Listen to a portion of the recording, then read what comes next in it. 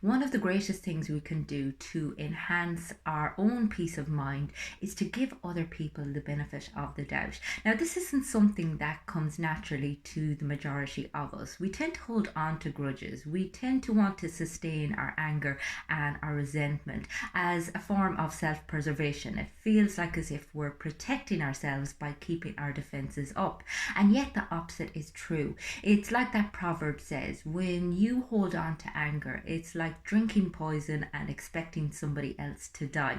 I mean, ultimately, your anger, your bitterness, and your resentment does damage to you more than it does to anybody else. Now, that being said, it's easier said than done letting it go. You know, it is a lifelong practice, and it's something that you have to be very conscious about. You have to be very present in your own life in order to recognize when you are allowing your anger to consume you and to impact on your capacity to enjoy your life and to assume positive intent for other people.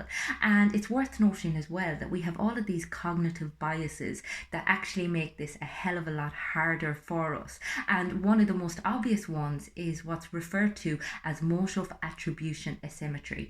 And basically, that entails the motives for our own actions. We assume that they come from a place of love. Whereas when it comes to the motives behind other people's actions, we tend to assume that they have an ulterior motive or that they come from a place of badness or malevolence or evil. So we have this kind of very double standard system going on. Likewise, we have what's called the fundamental attribution error. And this is a bias that basically suggests when we make a mistake, we tend to push it down to sheer bad luck. Whereas when other people make a mistake, we put it down to their character. We, kind of tend to assume that there's something that they went out to do on purpose or they have some sort of evilness about them. And it's recognizing that we tend to judge the different conditions from a very different perspective.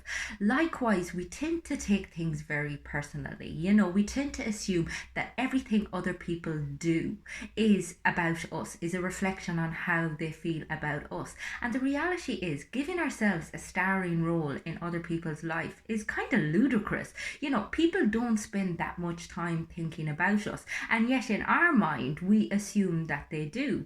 And for the most part, most people have their own shit going on, and a lot of what they do is driven by their emotional suffering and their emotional pain. And yes, sometimes it has a very hurtful negative consequence on you. But again, the kinder a story you can construct for yourself, as opposed to listening to the automatic assumptions that your mind creates, the more likely you are to be in a very peaceful place, a state of equanimity, as opposed to a state of bitterness. And this need to prove that you're right, this need to prove that everybody else is wrong, this wariness and assumption that everybody has an ulterior motive. Again, it's a very unkind world to live in. Whereas if we can see everybody from a compassionate perspective, including ourselves, if we can try to see kindness and love in everything that we do, and when people do something or do something that pisses us off,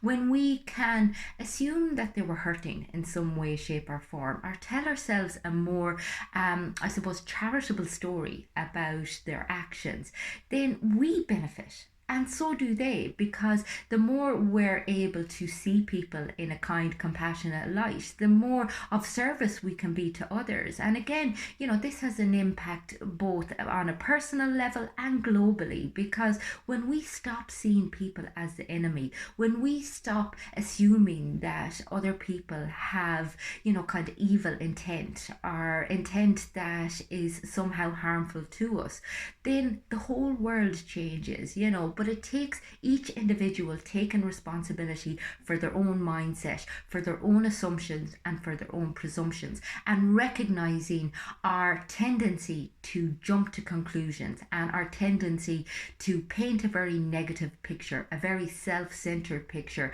and try to be a little bit more open-minded, open-hearted in everything that we do, particularly in our dealings with others. And as I said, this isn't something that comes naturally, because our automatic assumption, all of our biases, all of our conditioning tells us that we need to be wary, that we need to be defensive. So it's something that you have to be very disciplined with, and that you have to do at a very conscious level.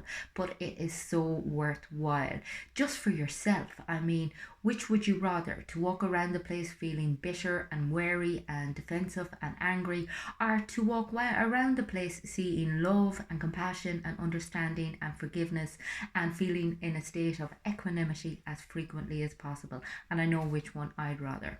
I hope everyone's having a fantastic day, and I will talk to you again soon. If you'd like to work with me on an individual basis, you'll catch me on my website. It's fundamentals.ie.